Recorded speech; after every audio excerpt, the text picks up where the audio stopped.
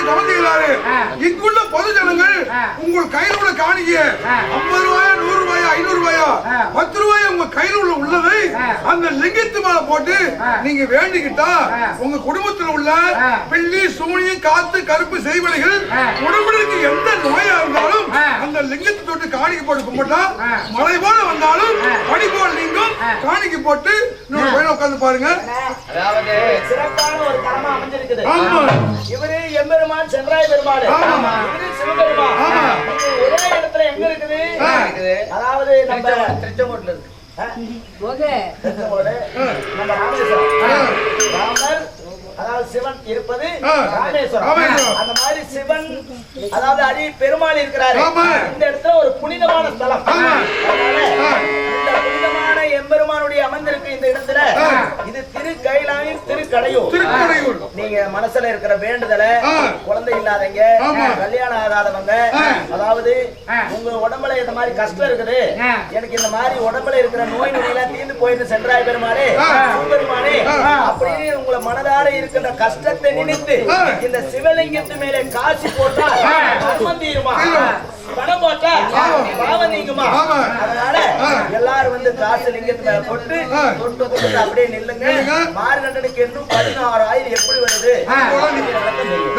உங்களுக்கு ஆயில் வரும், எல்லாம் வாங்கிட்டு போன வரும். எல்லாம் போடுங்க. காசு இருக்கிற தாய்மார்கள் காசு போடுங்க.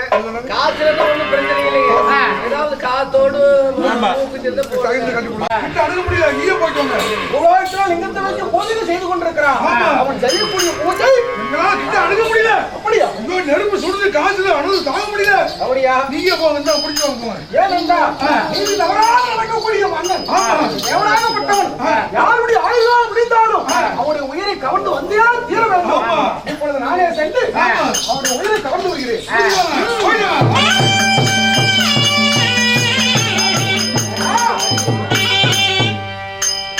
ஆச்சரியம். இந்த அந்தனாகப்பட்டவன் செய்யக்கூடிய பூஜையாகப்பட்டது அன்னத்துக்கும் ஆதாயத்துக்கும் ஒரே, அதாவது அக்கினி தீப்பொறியாக அதாவது பறந்து வருகிறது. இவன் பக்கத்திலேயே நெருங்க முடியவில்லையே.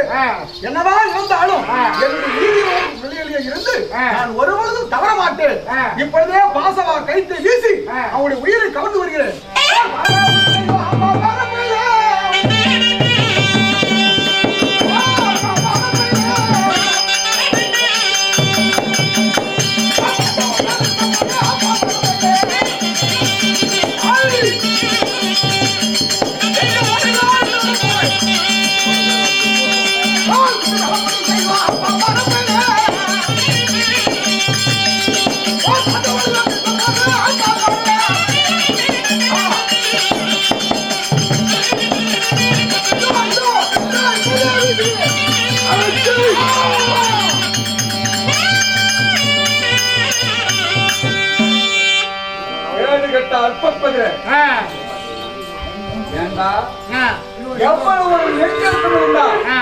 இந்த சிவபெருமானுக்கே பாசக்கையா அழிந்து போலாம்.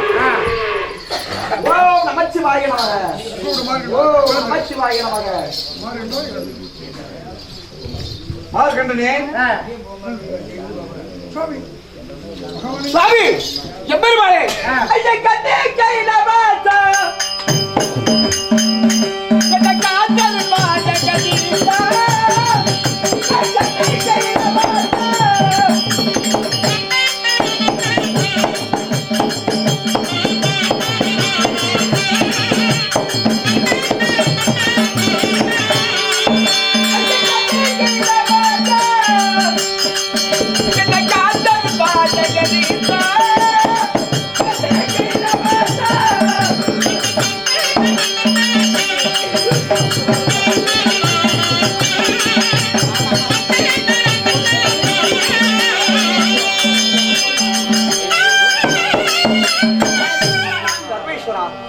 பரமேஸ்வரா திருநீலகண்டா சாம்பச்சிவ மூர்த்தியை இந்த ஏழையின் பக்தியை கண்டு நான் செய்யும் தபத்தை கண்டு என்னை காத்தருளும் வேண்டும் ஐயனே.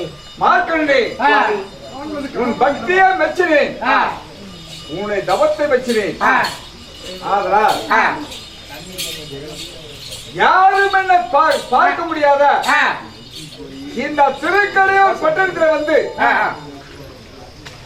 என்ன கண்ணால் கண்டதனால் என் மீது அதிக பக்தி கொண்டு இந்த திருக்கடையூர் பட்டணத்தில் என்னை பார்த்தபடியால் இன்று முதல் மார்க்கண்டனாக இருந்த நீ இன்று முதல் பக்த மார்க்கண்டன் என்று பெயர் வழங்கட்டும். என்று 16 வயதோடு பக்த மார்க்கண்டனாக வழங்கட்டும்.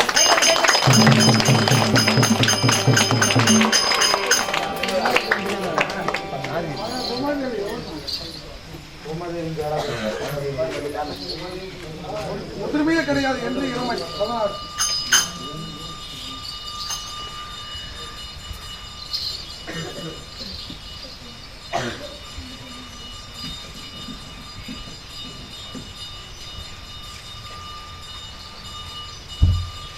ஐயோ சிவபெருமானே சுவாமி, யாரது? இந்த பூமியை கையில் தாங்கக்கூடிய நான் தான் பூமாதேவி.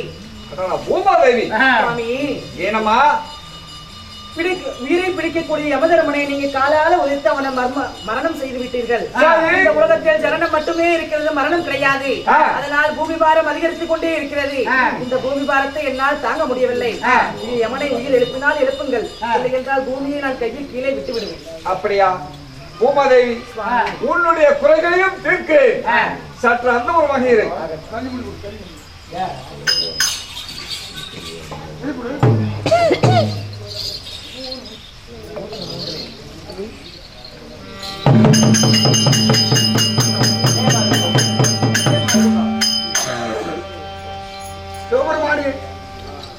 யமதர்மனே, நான் என்ன தவறு செய்தேன் என்று கடமையிலே இருந்து நான் மார்க்கத்தில் உயிரை பிடிக்கும் போது என்ன காலால் உதைத்து என்ன மூச்சாக செய்தீர். நான் என்ன தவறு செய்தேன்? யமதர்மனே, நீ நீதி நேர்மை தவறான அவசாட்சி செய்து வரக்கூடிய யமதர்மன், நீ இந்த காரியத்தை செய்யலாமா? ஒருவனுக்கு அதாவது ஆயுள் முடியுது என்றால் நீ அவருக்குத்தான் தண்டனை கொடுக்கணும், அவனுக்குத்தான் பாச கயிறு போட வேண்டும்.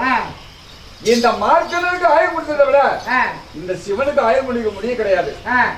நீ போட்ட பாச கயிறு இந்த மார்க்கனுக்குல்ல, இந்த சிவபெருமானுக்கும் சேர்த்தலவா நீ பாச கயிறுட்ட. அதாவது மார்கண்டனோடு சேர்த்து லிங்கத்துக்கு பாசகர் வீசி விட்டேன்.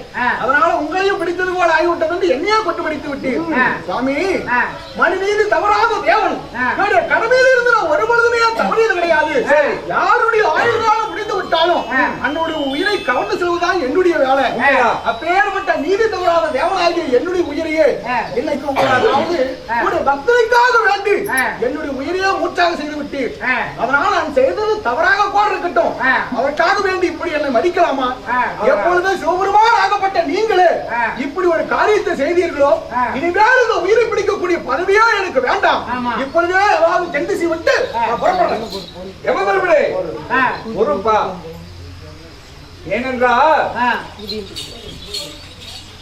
மார்க்கெட்டுக்கு ஆயுள் முடிந்தது, அவன் உயிரை பிடிக்கிறத விட பிடிப்பதை விட்டு இந்த சிவபெருமானையும் சேர்த்து பிடித்ததான், அதாவது கோபம் அடைந்தேன். சரி, ஆனால் இருந்த போதும் இன்று முதல் மீண்டும் இந்த யமன் வந்து இந்த உயிரை பிடித்தான். வாழ்க்கையோடு இருக்கக்கூடிய யாரையுமே நான் கொல்லக்கூடாது. பயமாய் அதாவது முதிர்ந்து அதாவது வயசானவங்களைத்தான் அதாவது உயிரை கவர்ந்து செல்லணும். ஆமா, அப்படியா?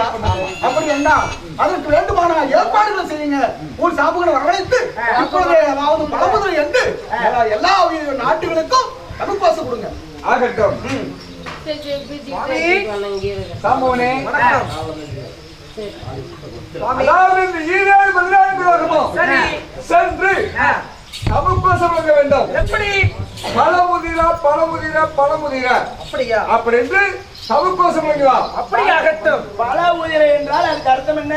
பழமுதிரை என்றால் வயதானவர்கள், ரொம்ப வயதானவர்கள், தள்ளாடு வயதானவர்கள், அவர்கள் தான் சாகணும் அப்படி என்று பழமுதிரம் என்று சொல்லி மர்மமான சொல்ல வைத்து சமூகம் சொல்லுகிறார். ஆகட்டும்.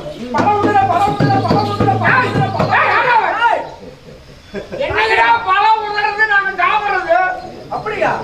அதனால நீ என்ன அடிக்கிறது தெரியுமா? அப்படி காய் உதிர, பூ உதிர, பிஞ்சு உதிர, பழந்த பழம் உதிர, உப்பு உதிர இப்படி அடிச்சுக்கிட்டு போ இல்ல கல்லையே அடிப்போ தாண்டே போறாங்க ஆகட்ட பழம் வந்துற காய் வந்துற பிஞ்சு வந்துற பழம் வந்துற காய் வந்துற பிஞ்சு வந்துற காய் வந்துற பழம் வந்துற பிஞ்சு வந்துற சாமுனே சாமி நான் என்ன சொல்லிருக்கு என்ன காரியம் செய்திருக்கிறேன் சாமி பழமுதர சொல்லி தமிழ் கோசம் சொன்னா நீ பூவுதரம் பிஞ்சுதரம் கனியுதரம் சொல்லி அடிச்சுட்டு இருக்கிறீங்க இந்த காரியத்தை செய்திருக்காரு நியாயமா தெரியாத செய்து விட்டேன் சுவாமி சாமி அவன் செஞ்சதெல்லாம் கரெக்டா தான் செஞ்சோம் இந்த பள்ளிக்கூட பிள்ளைங்க எல்லாம் கல் எடுத்துக்கிட்டு இவனை இட்டுது என்னங்கிறா பழுத்த பழம் உதர்ந்து நாங்க சாப்பிடுறது இப்படி ஆடி கால் உதரம் பூ உதரம் பிஞ்சு உதரம் முக்கு உதரம் பழுத்த பழம் உதரம் அடியில கல்ல கட்டாங்க இவன் அடிச்சுட்டு வந்துட்டான் அப்ப இவரால் தவறு கிடையாது கிடையாது பள்ளிக்கூட பிள்ளைங்க அந்த சாம்புவன் செய்த தவறால் சிறு பிள்ளைகளுடைய காரணத்தினால் இந்த சாம்புவன் செய்த தவறால இன்று இந்த கலியுகத்துல இன்று அதாவது மூவுதர அப்படி என்றா ஒரு பெண்கள் கற்பமாக இருக்கிறாங்க அவங்க வயிற்றுல 2 மாதம் 3 மாதம் 4 மாதம் இப்படி கருவாக இருக்கும் பொழுது அது பூவுதல் பூவு இரண்டாவது பிஞ்சு அப்படி என்றா பிறந்து 2 வருடம் 3 வருஷம் 1 வருடம் இப்படி சாவது பிஞ்சு உதர பல உதர அப்படி என்றா வயதாகி தள்ளாடு வயதாகி மடிவது பல அதனால் யமதர்மனே சாமி நீங்கள் சொல்வதை போலவே வயிற்றில் இருக்கும் போதும் சாகும் பிறந்தும் சாகும் வாழ்வு சீலும் சாகும் வயதாகியும் சாகும் எல்லாரும் உயிரையும் பிடிக்கக்கூடிய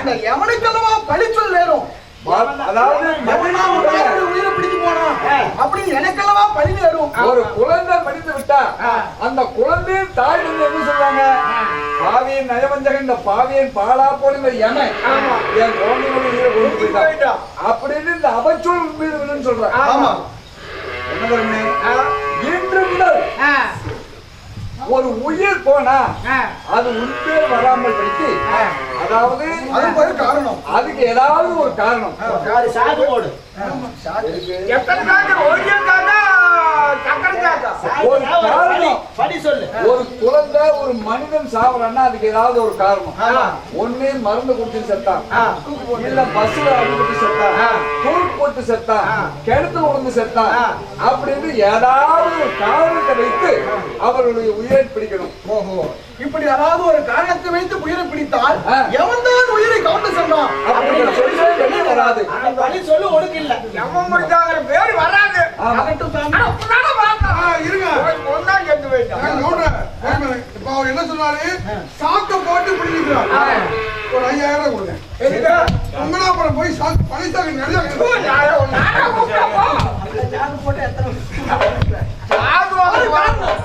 சாமி அப்படி நான் இன்று முதல் கடமை செய்கிறேன் சென்று வா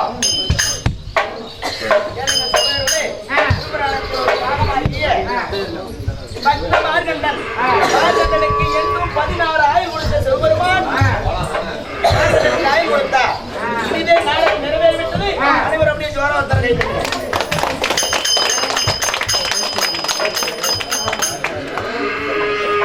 அதாவது பெத்தாப்பட்டி ஜலத்துல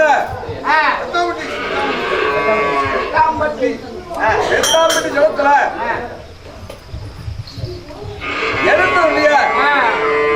இந்த ஸ்ரீ சென்றாய பெருமான் சாமிக்காக வேண்டி ஆண்டிப்பட்டி பனங்காடு